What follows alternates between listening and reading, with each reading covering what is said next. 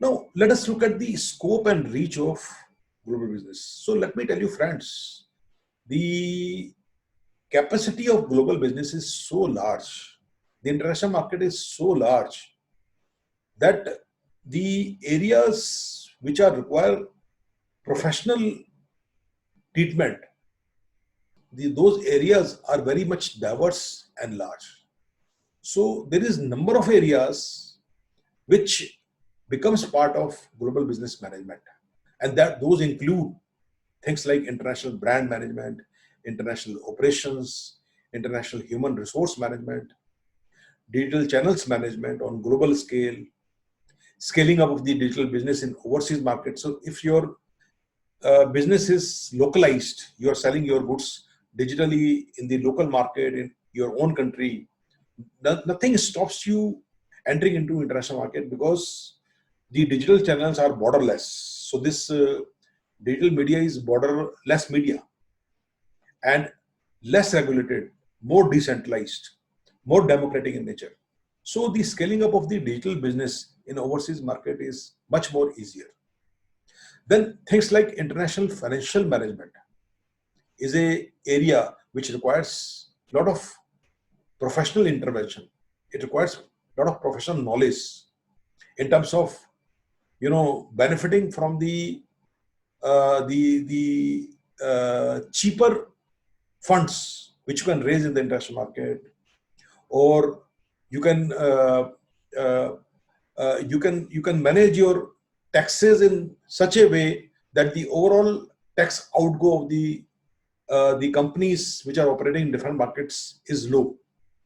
So you can do a lot of transfer pricing and things like that, and it is all part of international financial management, which requires a lot of knowledge. And it also includes things like the foreign exchange risk management or foreign exchange management, or the financial risk management in terms of interest rate fluctuations. So those kind of things requires a lot of professional intervention in the international markets. Then very important area which is in the scope and reach of the global business is the international property rights management. So intellectual property rights management comes under different international laws, regulations, and agreements. So which requires specialized knowledge. What is the role of the different international laws and the role of World Trade Organization, WTO, IPR protection. So these are all very specialized knowledge, and you require professionals to manage IPR assets management of the companies. Very important area is to look into the dynamics and processes of mergers of the companies, like your own company getting merged into some local units for some kind of financial benefits, or the decision to acquire local companies by medium to large companies in the international market, and overseas investment. If you have extra reserves of your companies and you find that the opportunities of investment in the domestic market is very low, so international markets can give opportunities for these investments in much better way with better ROI. So that management of overseas investments, mergers, acquisitions requires a lot of professional intervention, and it is part of the scope and reach of global business. And then finally, very important area is the international management of R&D, research and development. In today's COVID-19 pandemic, this area has become very, very important.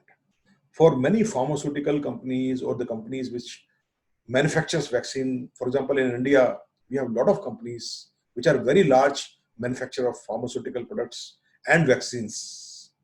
They have tied up with various R&D labs internationally, and they are managing their relationships with these R&D labs in order to exploit the opportunities very large opportunities which would come with those R&D labs which are able to produce COVID-19 vaccine in time, and those can be manufactured by many Indian companies in time, whether those R&D labs are located in India or in overseas markets.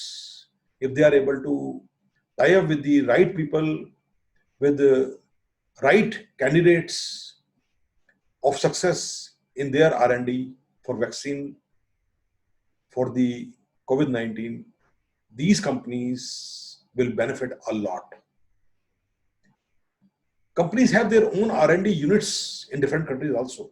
So they manage those R&D units globally by having the advantage of the research talent which is available in different countries. For example, Suzuki in India has R&D labs in India for producing better designs, better technology for passenger cars. They have these kind of R&D labs in different countries, and each R&D lab in different countries have their own strong points, brownie points, and they have their own advantages and benefits to the company. So friends, there is so many areas which becomes part of scope and reach of global businesses.